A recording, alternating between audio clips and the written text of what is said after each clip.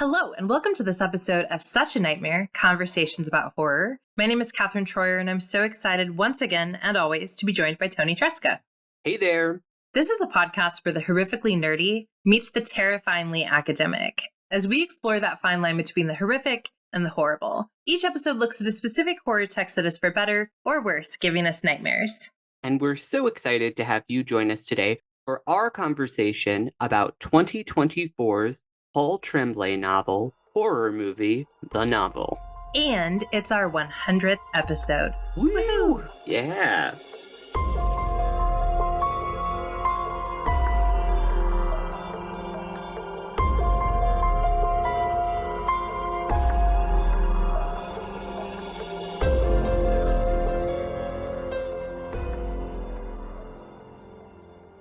So we actually realized that it was going to be our 100th episode on a film that we realized we weren't quite sure we wanted to have the gravitas of the 100th episode. So we rearranged things. Yes.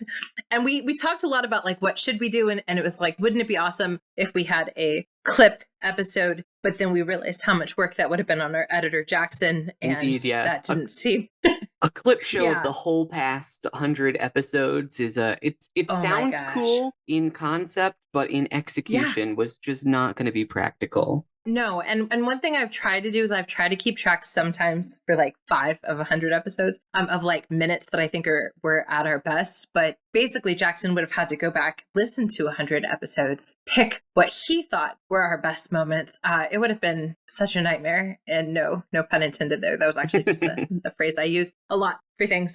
So we decided that was not a good idea for Jackson's sake. And then it was like, okay, well, what can we do? And it so happened that someone we've talked about a lot on this podcast actually talked to on this podcast. And interviewed, yeah. Yeah. Paul Tremblay had a book that was coming out. It actually came out on my birthday, which was really exciting. And so we thought we would, it was just for me. And we thought we would talk about Tremblay's novel, a horror movie, The Novel, but also just sort of talk about what it means to be like at our 100th episode. It has been incredible. When we started, we were so naive. I still remember, Toni, that you and I were like, I bet there's not a lot of horror podcasts that are doing the thing we're going to want to do. And then indeed, there's so many great ones that do it. So it's been quite And like you've moved since we started and like are becoming a household name in your own right. And so, so I think we can talk about all those types of things as we talk about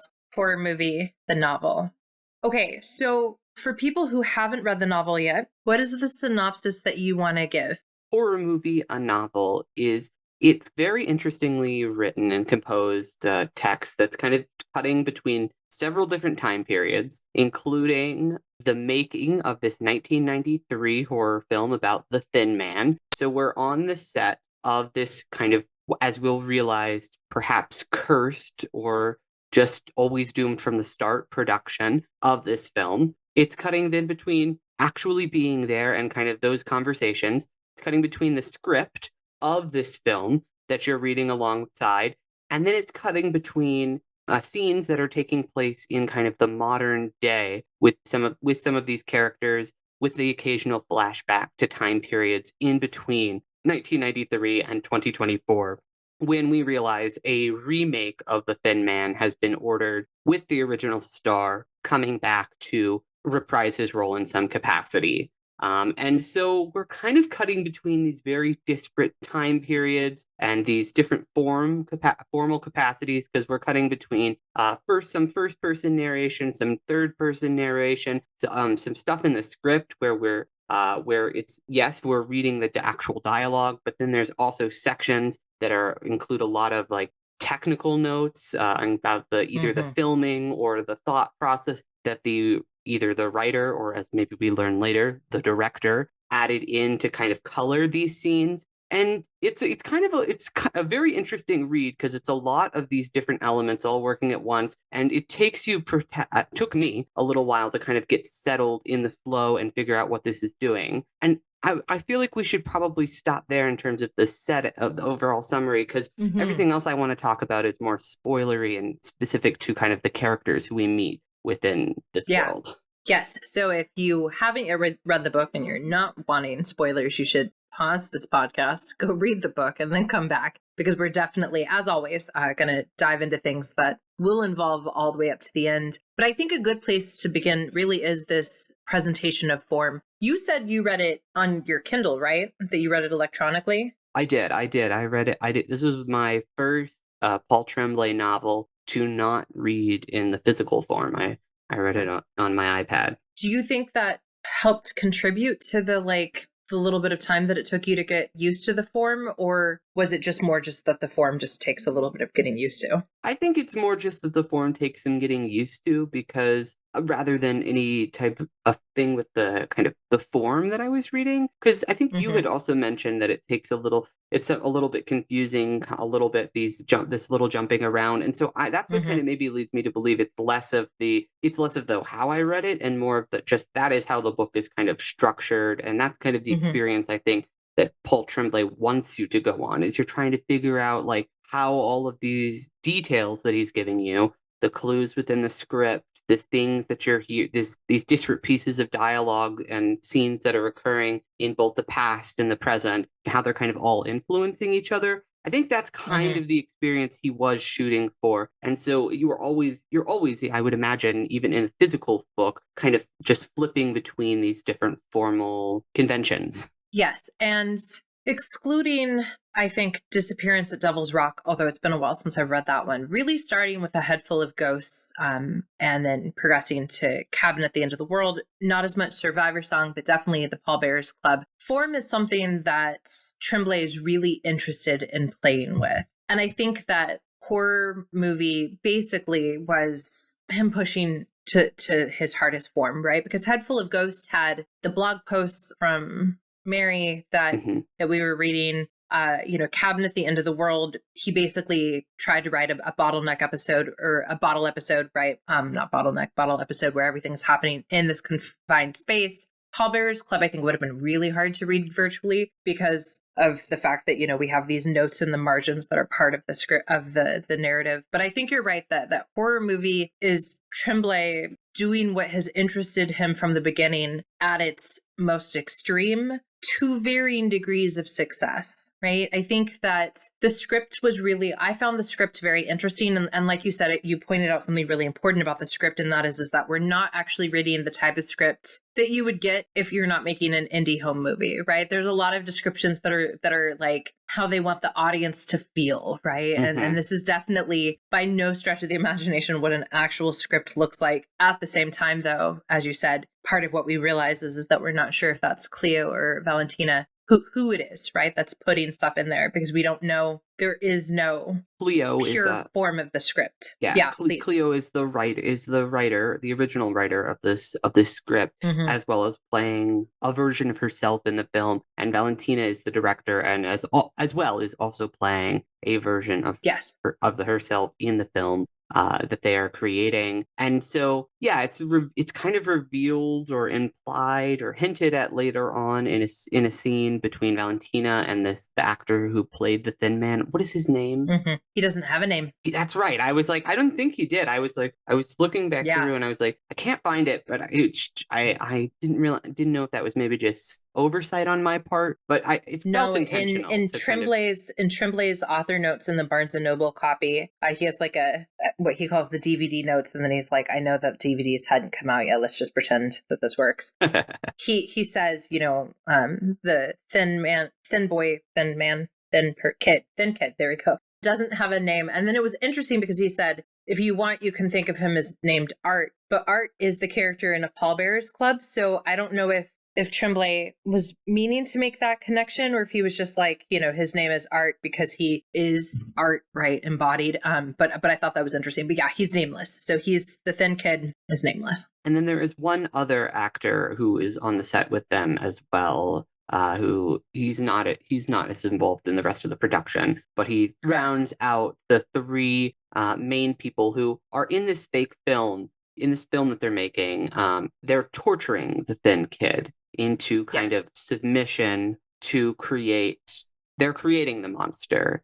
It's not a supernatural thing. They are quite literally, they have trapped him in this old school, and they are like beating him into submission. and then he becomes later on a murderous creature who I guess takes out revenge on their enemies at the party. Yes. And, they're pretty much following textbook actions for the process of dehumanization, right? So both in terms of denying agency, inflicting moral disgust, creating a sense of negative evaluate feelings towards, the party folks, but also, putting him in, denying him the things that we have said are the steps, the elements of being a human, right? And things like denying him light and putting him in a small box and burning him, cutting him, and just inflicting verbal torture. So yeah, you're right. They're building a monster essentially, step by step, making him wear a mask, all of that good stuff. And so because we're in that first person narration when we're outside of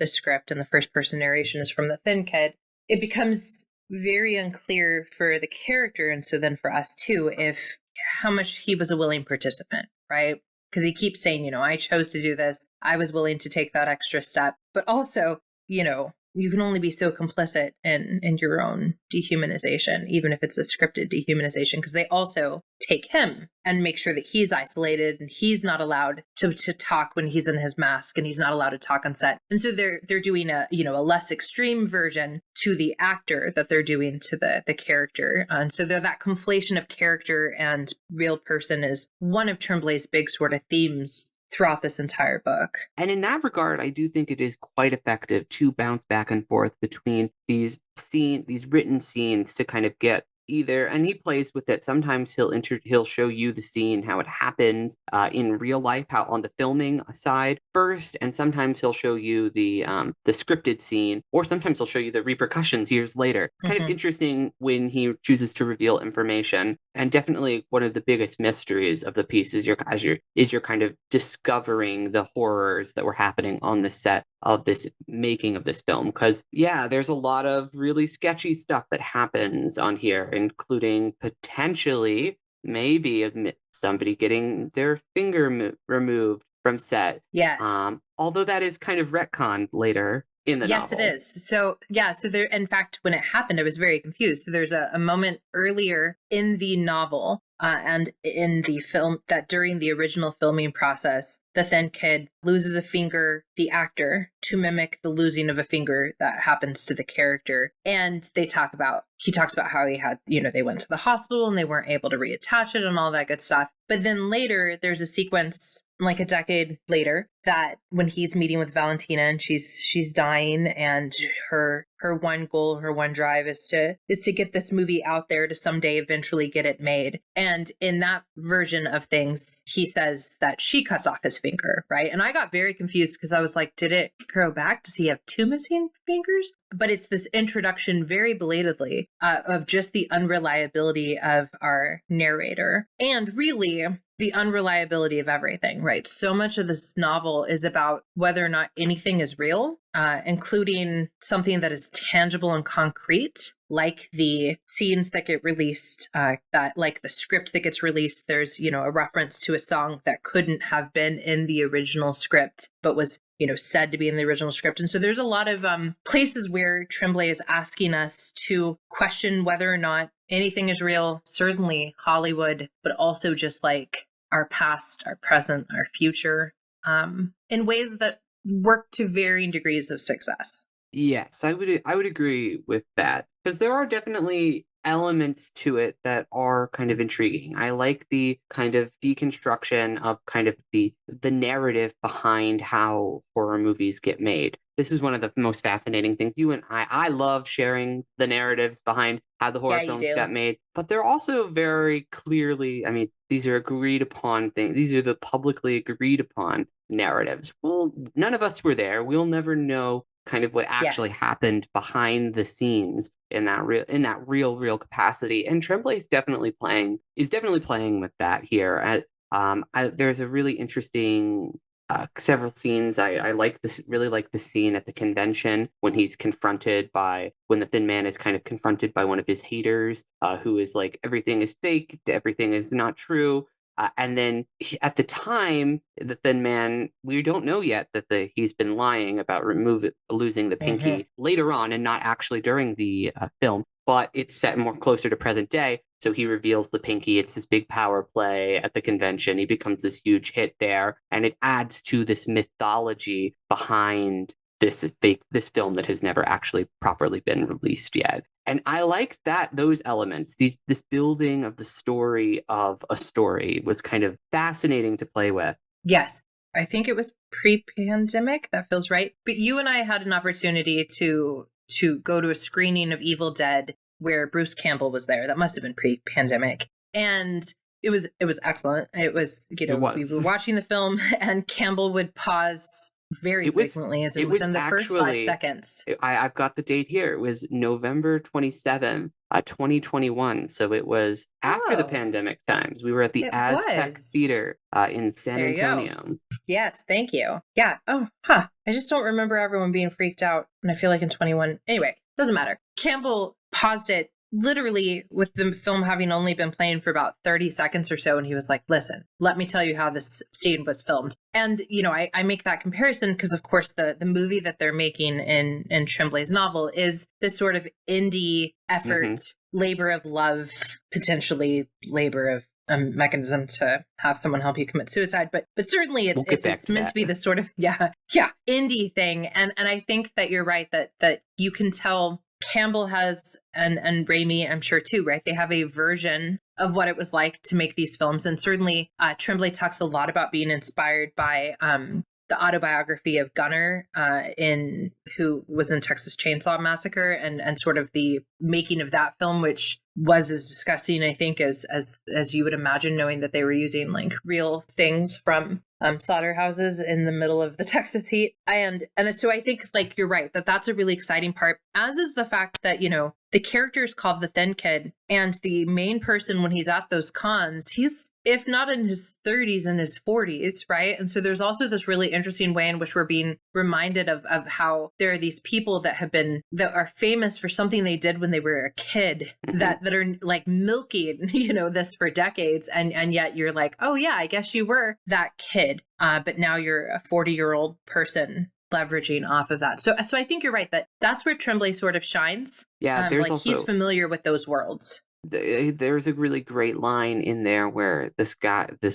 as you said, he's now older at the convention, and he is sitting there judging the person next to him, who is one of the actors who played Jason, but didn't originate this character. And so he's so judgmental about like the fact, he's like, why would you be milking this? You're not even the real OG character. Yes. And it's this really delightful scene. I thought, I was just cracking up at it because I was just like, there is a real irony here. And what you had just said is that this guy, he's doing the same thing with a film that has been seen by even less people. No one actually in its entirety. And so I just thought that was very humorous. And then the very humorous interaction, and one of the highlights of the book. Yes. I think reading that book, it's pretty easy to guess which Jason actor it is, because there is one that's always at the cons that like loves his life for being in it. It's Kane Hodder, right? I don't know if that's who Tremblay meant, but like Kane Hodder is at all those things. And you can tell that Tremblay has spent his fair share at those types of conventions, because even the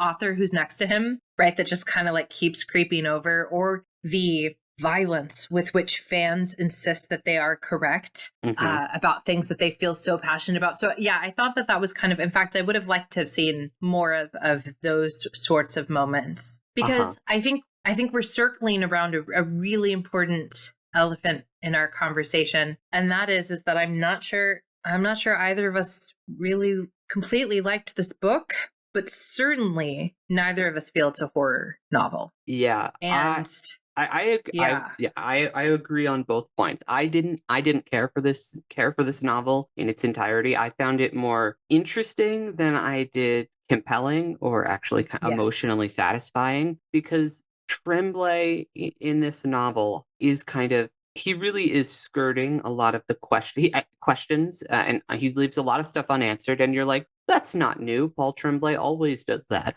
And in fact, if you remember back to your very interview, he said he likes to dwell in the ambiguities like that. So what are you even talking about? And I guess that's fair. That's fair. I should know that when I go into a Tremblay novel. But I do expect more verisimilitude when I'm reading his works, because I have kind of come to expect that, in that at least if you're going to introduce something kind of through, it's going to be consistent and make sense the whole time through. Whereas with a horror movie, a novel, there are a lot of these elements that just don't add up. So going back to the Pinky example, that is, and the unreliable narrator that we're supposed to believe this guy is throughout the whole novel. That scene is so confusingly written that it is. I went back and read it like 3 or 4 times to be like, wait a second, what is going on? Is this actually happening here? Or is this another thing of the myth here? I don't know what's going on. I'm not quite sure what's going on. And it's introduced so late into the novel that I'm like, wait a second. So I'm not supposed to have believed anything that any of these characters that I've been presented this whole time. I was like, well, I was already kind of checked out, because it's the same elements happening over and over again. Oh, cursed production. Oh, read the scene. Oh, something bad happened. Oh, everybody in this movie is really sad and depressed. And oh, I think Cleo wants to kill herself. Oh, she does. And then I don't know. For me, it felt very emotionally underwhelming, incredibly repetitive, and a lot of the questions that were unanswered in my capacity seemed, in my opinion, didn't seem as intentional. They were just kind of like afterthoughts that he's like, well, Tremblay was like, well, okay, you can just make it a little bit ambiguous here, and then I don't have to answer these questions, rather than being like, these questions that he doesn't answer feel really interesting, and I'm glad that they're ambiguous, like his earlier work, such as Cabin at the End of the World. Right. And Head Full of Ghosts also presents us with a slightly to extremely, depending on your interpretation of the book, unreliable narrator. I think that in that case, it just happens a little bit sooner / that is part of the twist at the end, right? So it's sort of part of the big reveal. But I agree with you that in terms of where certain things were placed, you don't have to introduce your narrator as unreliable at the beginning in order for it to be effective. However, the way in which that scene was sort of put in there, I, for a second, was like, is there a mistake in terms of the timeline, or am I misunderstanding the timeline? Maybe and that's partly because the book is bouncing back and forth between then the filming, then a while ago, now the making of the reboot and the script, and there's a few too many layers that somewhere along the way get tangled. And I have to say, like, Head Full of Ghosts is probably in my top 3 horror novels of all time. And I know you didn't like that one as much as you liked some of his others. Yeah. But Cabin for me, it's Head Full of me. Yes. So it's Head Full of Ghosts, The Shining, and The House Next Door by Anne Rivers Siddons, which we've talked about in this podcast. And then there's like some others that make it into the top 5 or 6. Like, I'm pretty sure everyone's favorite, The Haunting of Hill House, appears somewhere in there. But like, that's how much I really like Tremblay, when I feel like he's doing all the things in all the right ways. But I think for me, I agree with you, and you articulated it much better, actually. I felt empty reading this book. Didn't really feel like I needed to know what happened next. But I wasn't scared in any either, like scared because of like a scene, which happened for me in Head Full of Ghosts. There's certainly a couple scenes that were very disturbing, but also I just didn't get that same sense of this is what it means to be reading a horror text. It just was incredibly sad. Yeah, and I think I want to zone in on that, because I think a lot of the problem for me, at least with this novel, does come from the kind of generic characterization that Tremblay defaults to, because I think he's jumping around from so many different timelines and trying to fit everything in here. The characters he presents here, unlike some of his other novels, Disappearance, Head Full of Ghosts, Cabin, those characters are incredibly realized and interesting. They're all flawed in their own kind of unique ways that are specific to their backgrounds and upbringings. I couldn't tell you really much about any of these characters at all, other than Cleo, very depressed and always wants to kill herself. Thin Man, outcast and brought in to be, because he's so similar to this character, Valentino, obsessive director, other friend guy who I can't even remember his name, other friend Carson, thank you. And then everybody, and then all of the film people who he interacts on the remake are all just stand-ins for Hollywood stereotypes that are just so loosely colored and filled in that I'm just like, so when we got to that twist, when I had to go back and try to reread and figure out that there was this unreliable narrator, I was almost just like, well, I guess so, just because I don't know anything about any of these characters really. So sure, they're lying. I don't know who these people are, and I don't really care anymore. Yeah. So fine, whatever, Tremblay. The problem with that is a lot of that was intentional, right? He was trying to create a text where, because we're hearing everything from the thin kid's perspective, everything is from this point of view of alienation, right? He doesn't fully know Cleo or Valentina because they've purposefully made it so that they aren't knowable to him, right? The Hollywood things are people that are in the reboot are clearly just there to help him articulate this sort of vision, this dream.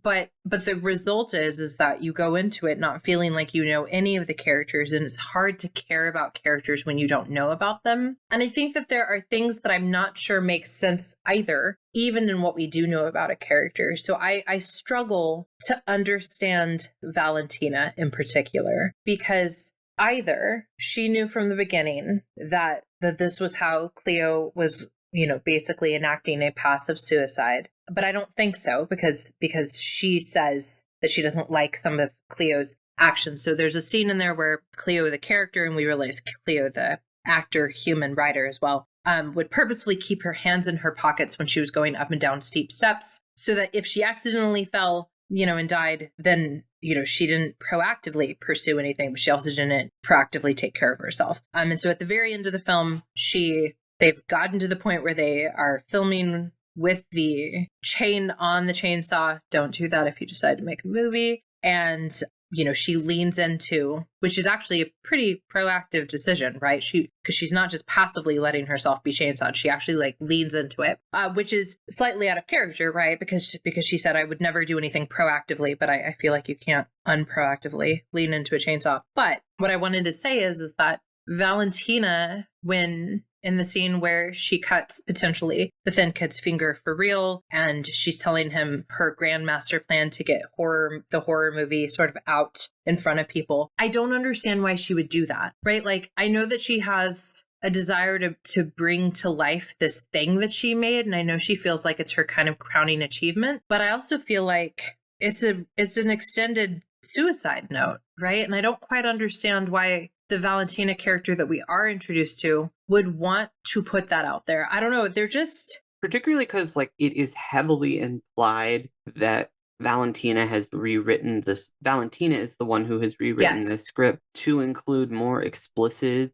direction, that Cleo has did stage the suicide and whatnot. And I guess you can say that's maybe she's just leaning into the drama for marketing. How different is that than Don't Worry Darling, or the drama around that, or this Blake Lively crap movie, the Colleen Hoover thingy, with all the drama there. How different is it from those manufactured elements? And maybe that's what she was hoping for. But I don't know. I agree. I think that there is just so much inconsistency within these characters and the way that they're presenting. Not in a way that makes you want to lean in and ask why, but because you don't know enough about them to really care to ask that question. But just in a way that is incredibly frustrating. Particularly, I don't know, I also did eventually kind of get sick of reading this script for The Thin Man that I found to be not a particularly engaging horror text. And sure, you can say that's the point. They're amateur. They're amateurs. It's incredibly hackish. It's incredibly redundant of things that have come before. But I don't really want to read that, if I'm being totally honest. It didn't really feel like it was adding anything to it. And I liked potentially the building of the monster, but I didn't care, or I didn't think that the actual suburban setting, or kind of where these characters, apparently they had all this trauma with these other people in their town, that's not introduced until the very last scene when the thin kid actually goes and murders these people. There's just so much that is just, I felt, kind of lazy, uninspired plotting and writing within there that it made me very frustrated that Tremblay kept asking me to read this seemingly uncritically. See, and I didn't read it as lazy or accidental construction that we just had to read through. I read it as this is what Tremblay wanted us to have, but without having considered the consequences of that, right? Like, so I felt like the script was intentionally vague, sort of, so it could become to reference good old medieval theater, like the everyman character, right? That this script can stand in for any horror movie, every horror movie, and it almost has like a palimpsest feel, right? So like, again, I just guess I'm leaning into my medieval literature knowledge because gotta use it somewhere. Where, like you would use it, you'd have a piece of vellum, you'd write on it, but then vellum was so expensive because you have to kill a lamb every time that, they would like scratch it off and then use it to write again. But then the consequences is that it has this ghosting effect. So you can kind of see multiple documents at once. And I've kind of felt like that's what the script was supposed to be, right? It was supposed to be this thing that could stand in for everything by being nothing. But the consequences is that then I just struggle to find the thing that's supposed to be compelling, right? And it's the same with the characters. Like we weren't supposed to understand the characters because this is a book that's about feeling alienated from even the people who are closest to you, because how much more intimate of a relationship can you get between monster and maker? But even then, right? Like we don't have, even in the most intimate of relationships, we still don't fully understand each other. And I felt like Tremblay was exploring all of that, but the consequences is that we didn't know any of the characters, and much of the story was ambiguous in ways that just felt uninspired. But I think that's what he was trying to do. It's just the consequence is one that I'm not sure you can recover from. I agree. It felt like, I really do. I agree with that. It was a painful kind of read for me, particularly after I kind of like got into, once I got what he was doing in terms of the flipping around of time periods and kind of this, he's playing in conventions that are very obvious to people who have spent much time within the horror world. And I think it's more interesting than it is effective, as I said kind of earlier on, in that all of these ideas can be true. It's true that it is a stand-in for all these other horror scripts and ideas, but it's also true that then that means it's incredibly dull and lifeless to kind of read and force through. It's true that we wouldn't know any of the characters because the Thin Kid doesn't actually know any of these characters, but then that also means I don't really care about these characters or any of the accidents that happen on set. It can be true that everybody in the Hollywood remake process is just like very flat and kind of lifeless and only there for money. But then I don't really care about the success of this thing being made. And again, you could say that's what's happening to the horror genre. It's become so soulless and lifeless. But I actually don't think that's 100% true. And I think that it was frustrating to kind of read such a nihilistic but also incredibly dull take on the horror genre and filmmaking process and ideation process. And it was incredibly disappointing to know that this was Paul Tremblay writing this, because I have come to expect so much better from him. And I know that he can write interesting characters. I know that he can elevate these kind of things that go beyond high concept pitches that are just so easily, immediately understandable. That's what I love about him and his writing. Yeah. I think what was so frustrating was this was his kind of crack at a high concept pitch. It's horror movie, the novel. And it just kind of fell flat on its face for me. You said something that I think is perfectly sums up what's up the tension here. And that is that the intended affect, right, is really interesting. The things that we should be experiencing, the concept of it, it's all very intriguing and something that, so originally, for those of you listening, we were going to record this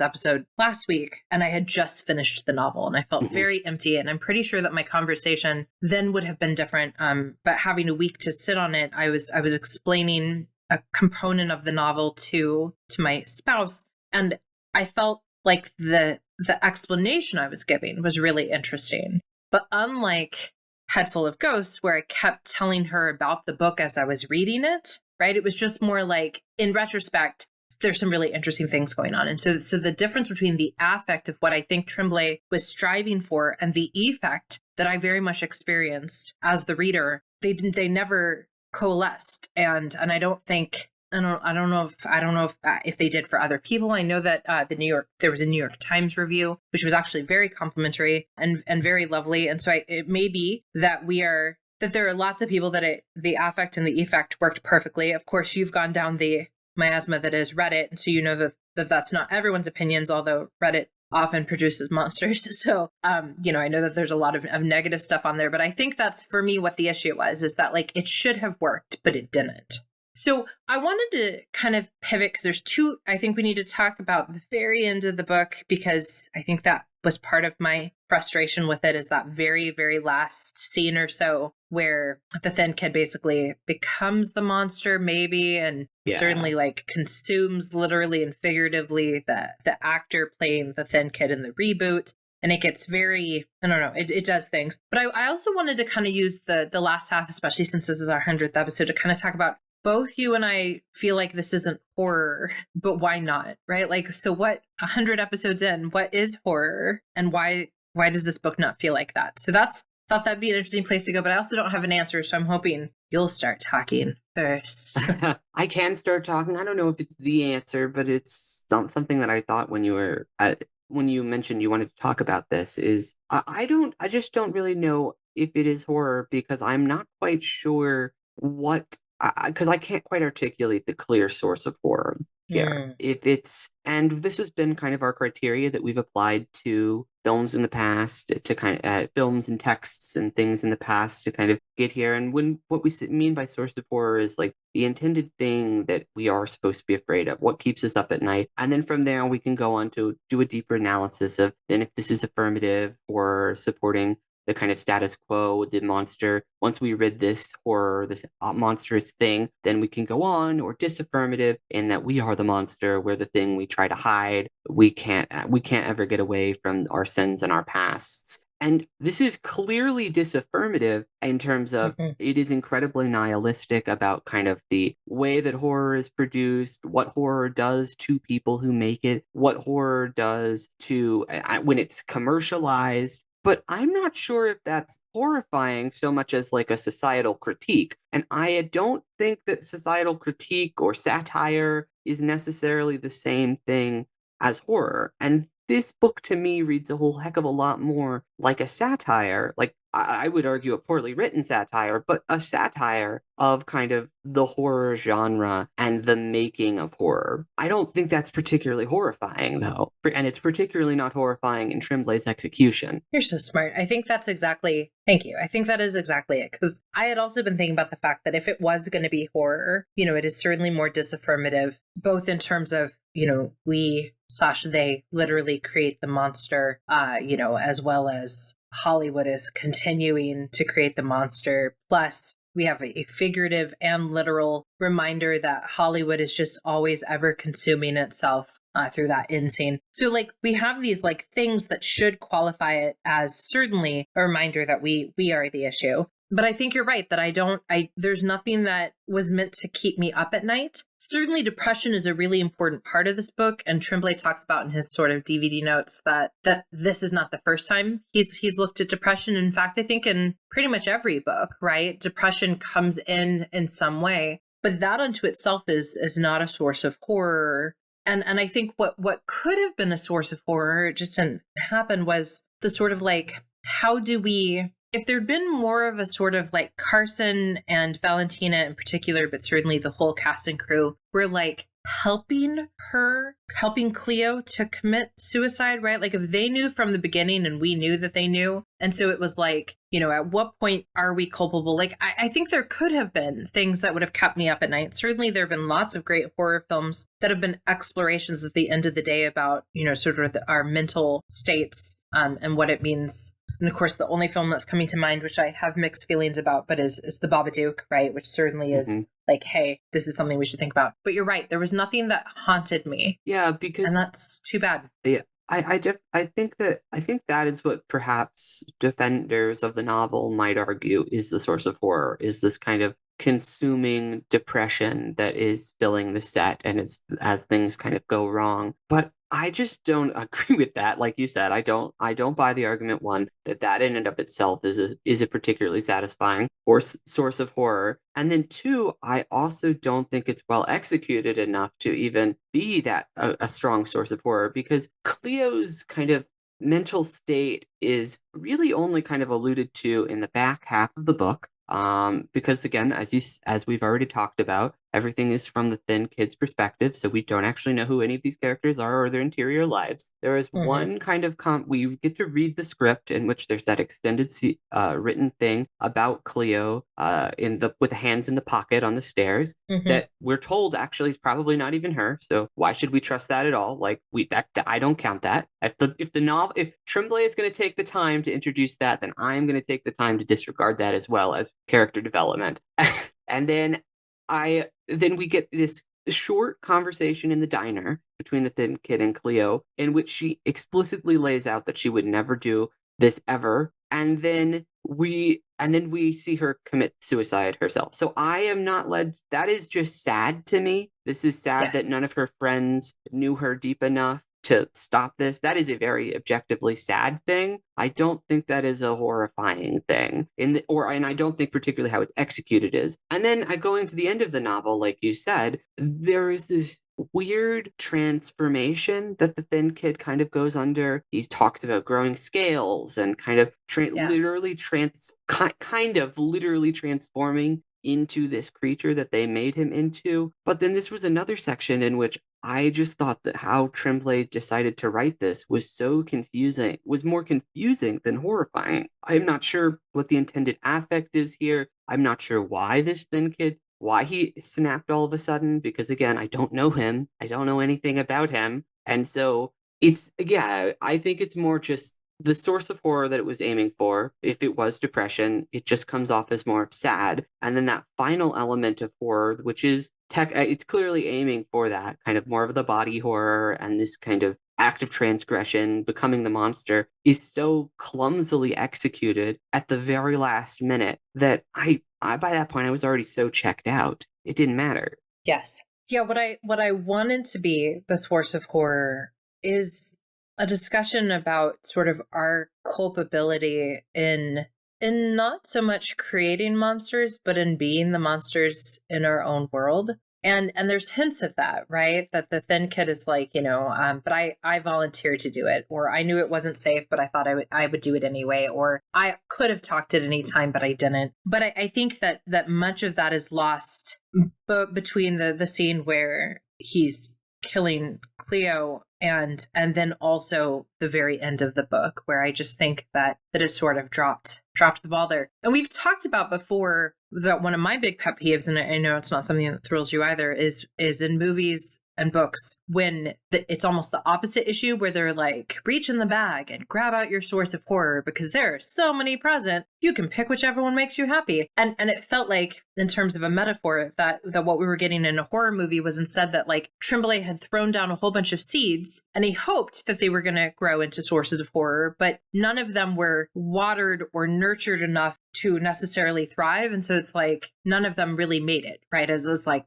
plants. And it was just like a whole bunch of seeds scattered. And he can do better, right? And that's the problem is that totally. He can do better, and we know he can. And I think you've been referencing his notes at the end throughout, and I have been seeing conversations kind of referencing that as being like, oh, that's really the place where a lot of his ideas kind of come together. He tells you what it is. I didn't read those. I'm not going to do that. I shouldn't have to read your overt explanation at the end where you just spoon feed what you were trying to do into the mouth of me. I don't want that. You had over 200 pages to do that in your actual novel that you wrote.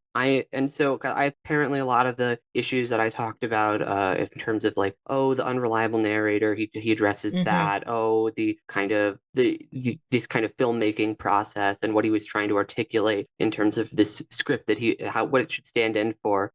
But I just was not like, for instance, I love his notes at the end of Cabin at the End of the World because they are not essential to understanding the main themes of the text or the characters. They're these little Easter egg nods to other texts, to mythology and things like that enrich the experience. They should not be essential to understanding the experience, which in this case, it sounds like he needed to just go back. He and his editors, I think, could have benefited from a rewrite where maybe they made these things a little bit more explicit. They watered the seeds a little bit more, to continue your metaphor, because right now there's just not enough in the actual meat of the book to justify its existence, in my opinion.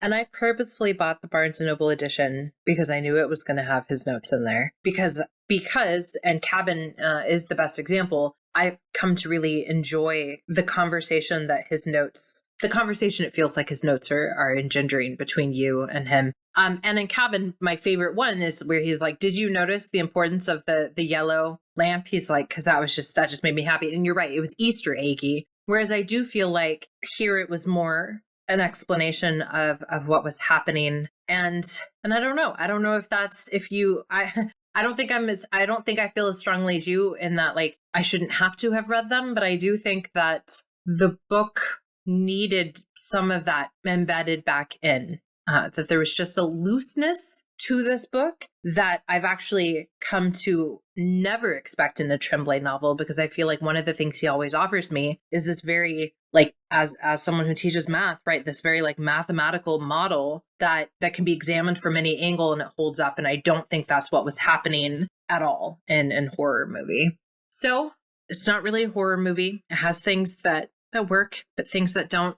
I was a little saddened that, it wasn't a shining triumph, because it would have been great to have talked about that for our 100th episode. But I also think that for our 100th episode, it makes sense that we're still circling around the same things, right? Which is, like you said, what is the source of horror? Is it something that can be experienced? What is the difference between the intended affect versus the clear effect on us as the viewers, as the readers? What, in our last couple of minutes, what are some things that, reflecting back on our 100 episodes, that you noticed that we are also sort of circling around, or that you're like, remember when we did this and that was so fun? I mean, I think it's fitting that for our 100th episode, we're also talking about something that we, from a creator whom we respect and admire a lot of their work, but also have a lot of problems with this particular text, because we as long time listeners will know, although it was not our first episodes that we released, the first episodes that we recorded, and the reason that we started this podcast was actually because we both felt so alienated by our intense feelings that we were having about Jordan Peele's Us. We had both talked to other folks in our real life who had just eaten the Jordan Peele candy right up. They were like, this is another masterpiece.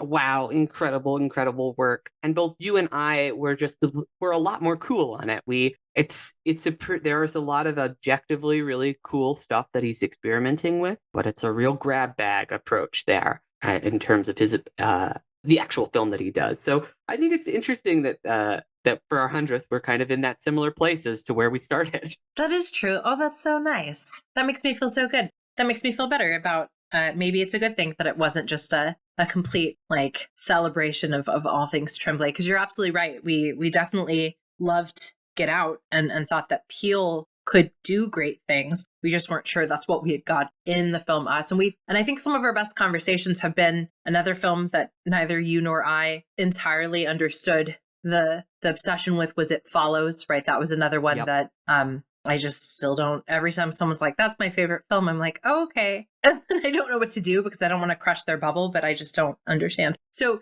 you're right that is kind of where we started. Oh, that's so nice. Where do you want us to go next? It's interesting to kind of trace the evolution of horror. There's a whole lot of at the same time as there's obviously the same schlop that gets put out all the time, the teen slasher garbage. There's a lot of really interesting stuff happening in the horror space. I think it's a place where filmmakers, because it's unlike the rest of Hollywood where budgets have just become so inflated and out of control that they're really unwilling to take risks. I think the horror filmmaking space continues to be a spot where new upshot creatives can really take bold risks, and even when they don't pay off, I'm always intrigued by those way more than the paint by numbers kind of stuff.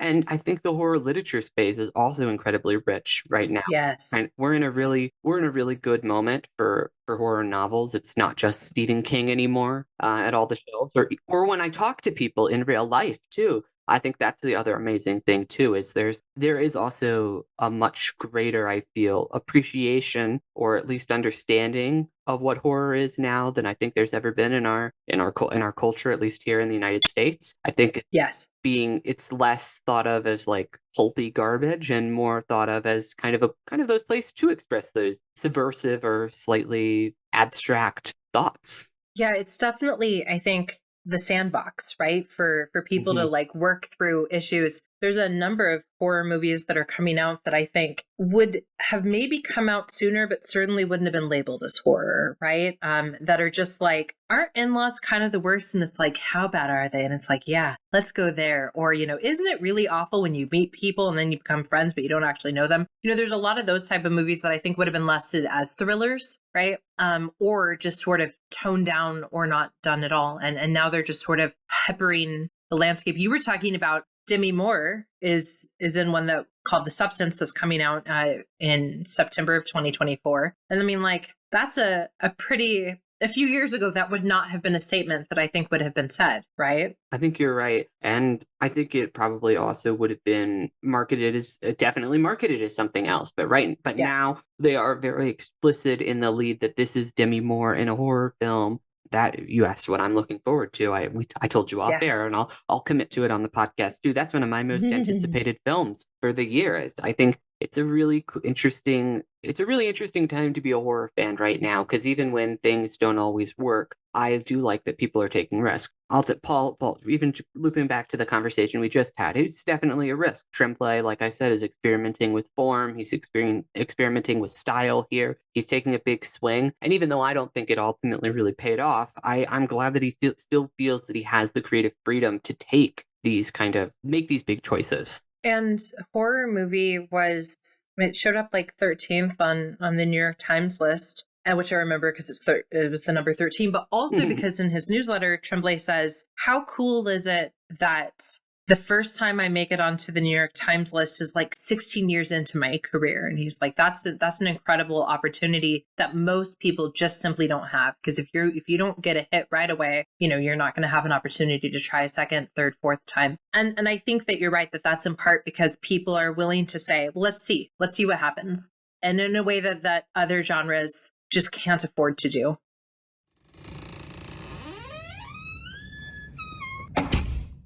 Thank you so much to those of you that are listening, those of you that have been listening along the way, or those of you that are finding us for the first time. Again, Toni and I very naively were like, what would happen? And it really was because we had so many feelings about us, and it just seemed like we might as well record them. And then, look at where we're at now. So thank you for those of you that are listening. Thank you to Jackson, because Jackson makes it sound like we're so much better than we are in terms of pausing. Yeah. So thank you, Jackson. Yeah. Thank you so much. Where are we going next, Toni?